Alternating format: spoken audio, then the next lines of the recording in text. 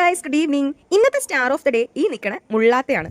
എൻ്റെ നാട്ടിൽ അത്ര കോമൺ ആയിട്ട് കിട്ടുന്ന ഒരു ഫ്രൂട്ട് അല്ല കേട്ടോ ഇത്. ഈ നാട്ടിൽ വന്നതിന് ശേഷമാണ് ഞാനിത് കാണാൻ തുടങ്ങിയത്. ഇതിങ്ങനെ മരത്തിൽ കായ് പോലെയാണ് ഉണ്ടാവുക. നമ്മുടെ നാട്ടിലൊക്കെ ആത്തച്ചക്ക എന്നൊന്ന് കഴിക്കാൻ കിട്ടും. ഇതുപോലെ തന്നെയാണ്, ബട്ട് അതിന് പുറത്ത് സർഫസ് നല്ല സ്മൂത്ത് ആയിട്ട് ഉണ്ടാവുക. ഇതുപോലെ മുള്ളു പോലെ അല്ല കേട്ടോ. ഉള്ളിലെ കാമ്പ് ഏകദേശം ഇതുപോലെയൊക്കെ തന്നെയാണ്, പക്ഷേ ഇതിലും നല്ല മധുരമാണ് കേട്ടോ ഇത് കഴിക്കാനായിട്ട്. ഞങ്ങളുടെ സെൻറ്ററിൻ്റെ അടുത്ത് ഒരു മരം ഉണ്ട്, അതിൽ ഈ സാധനം ഗ്രാൻഡ് ആയിട്ട് ഉണ്ടാവാറുണ്ട്. ഇതിന് മുമ്പ് ഞാനിത് സെൻറ്ററിൽ കണ്ടിട്ടുണ്ടെങ്കിൽ ഇതൊരു ടേസ്റ്റ് ചെയ്തിട്ടില്ല കേട്ടോ. വെജിറ്റീസ് പറഞ്ഞപ്പോഴാണ് ഇത്ര എണ്ണത്തിൽ ഈ സംഭവത്തിൽ നിൽക്കുന്നുണ്ട് എന്ന് പറഞ്ഞത്. നമ്മുടെ സെൻറ്ററിൽ ഒന്ന് രണ്ടും ഒന്നും കിട്ടിയാൽ മതിയാവില്ല. ഇതുപോലെ ഗ്രാൻഡ് ആയിട്ട് നമ്പറിൽ കിട്ടിയാലല്ലേ എല്ലാവർക്കും കഴിക്കാൻ കിട്ടുള്ളൂ. പിന്നെ ഞാൻ വളരെ സാഹസികമായി വേലിപ്പുറത്ത് കയറി പറിക്കാൻ ശ്രമിച്ചെങ്കിലും പരാജയപ്പെട്ടു പോയി. പിന്നെ കിട്ടിയതുകൊണ്ട് നമ്മൾ ആഘോഷിക്കുകയാണ് കേട്ടോ ചെയ്തത്. എൻ്റെ ബാക്ക്ഗ്രൗണ്ടിൽ നിന്ന് സപ്പോർട്ട് ചെയ്യണത് ഷെജി ടീച്ചറും. പിന്നെ നമുക്ക് നേരത്തെ ഒരു ചെടി കൊണ്ട് തന്നില്ലായിരുന്നു, ജുലി ചേച്ചിയാണ് കേട്ടോ.